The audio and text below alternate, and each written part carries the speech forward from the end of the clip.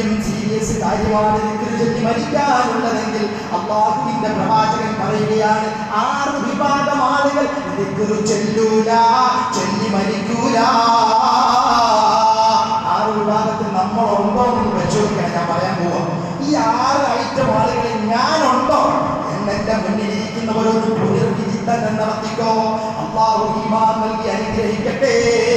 അല്ലാഹുവിന്റെ പ്രവാചകൻ ഒന്നാമതായി പറഞ്ഞു, ദിക്ർ ചൊല്ലി മരിക്കൂല, അവർക്ക് സ്വർഗം കിട്ടൂല, അവർക്ക് അവർ ജീവിതത്തിൽ രക്ഷപ്പെടൂല.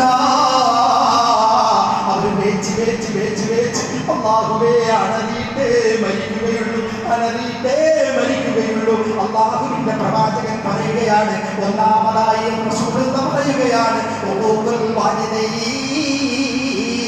വാപ്പയെയും ഉമ്മയെയും ബുദ്ധിമുട്ടിച്ചവൻ, വാപ്പയുടെയും ഉമ്മയുടെയും പൊരുത്തമില്ലാതെ മരിക്കാൻ കിടക്കുന്നവൻ, വാപ്പയുടെയും ഉമ്മയുടെയും ഗുഡ് സർട്ടിഫിക്കറ്റ് ഇല്ലാതെ മരിക്കാൻ കിടക്കുന്നവൻ ദിക്ർ ചൊല്ലി മരിക്കൂല. അവർക്ക് ദിക്ർ ചൊല്ലിക്കൊടുത്താലും അവൻ ചൊല്ലൂലെന്ന് മുഹമ്മദ് മുസ്തഫ.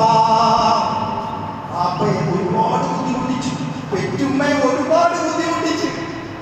ഇപ്പൊ അവൻ മരിക്കാൻ കിടക്കുക, അവരൊക്കെ പള്ളിക്കാട്ടിൽ പോയി. ഇപ്പൊ ഇയാള് മരിക്കാൻ കിടക്കുക. ഇയാള് മരിക്കാൻ കിടക്കുമ്പോൾ ഇയാൾ എത്ര നിസ്കാരക്കാരനാണെങ്കിലും, ഇയാള് ഹാജിയാരാണെങ്കിലും, തങ്ങളാണെങ്കിലും, മുസ്ലിയാരാണെങ്കിലും, അല്ലാഹുവേ ഉമ്മയുടെയും ബാപ്പയുടെയും ഗുഡ് സർട്ടിഫിക്കറ്റ് പൊരുത്തം എനിക്കില്ലെങ്കിൽ, മോളാകുന്ന എനിക്കില്ലെങ്കിൽ ലാ ഇലാഹ ഇല്ലല്ലാഹ് ചൊല്ലി മരിക്കാൻ എനിക്ക് സാധ്യമല്ല. നബി മുഹമ്മദ് മുസ്തഫ. അതുകൊണ്ട് ജീവിതത്തിൽ നമ്മുടെ ഉമ്മയും ബാപ്പയും ജീവിച്ചിരിക്കുമ്പോൾ അവർക്ക് വേണ്ടി സേവനം ചെയ്ത് പാദസേവ ചെയ്യണമെന്ന് മുഹമ്മദ് റസൂലുള്ളാഹി പഠിപ്പിച്ചത്. ആ പൊരുത്തം പറയണം. അല്ലാതെ അവരെ കാണുമ്പോൾ ഞാൻ മോമ്പേ കുടിച്ചു, അവിടെ 10 കൊടുത്തത്, ഇവിടേക്ക് കൊടുത്തത്, പിന്നെ എനിക്ക് അങ്ങനെ ഒരു ഉമ്മയില്ല, എനിക്കങ്ങനെ ഒരു വാപ്പയില്ല. ചില ആവരകൾ തട്ടിവിടുന്നത് എന്തിനു വേണ്ടി? മണ്ണിന് വേണ്ടി. ഇതെങ്ങാനും കൊണ്ടുപോകണോ? കൊണ്ടുപോയോ? വല്ലവരും കൊണ്ടുപോകുന്നത് കൊണ്ടുപോയോ? അടിയാധാരം പരിശോധിച്ച് നോക്ക്.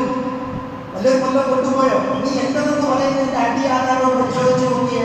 നമ്മളിങ്ങനെ പരിശോധിക്കുമ്പോൾ ഷുക്കൂർ, ഗഫൂർ, ഖാദർ, അതിനപ്പുറത്ത് പരമേശ്വരൻ, അലശേസ്, അവരെല്ലാം മണ്ണൂരിലേക്ക് പോയി.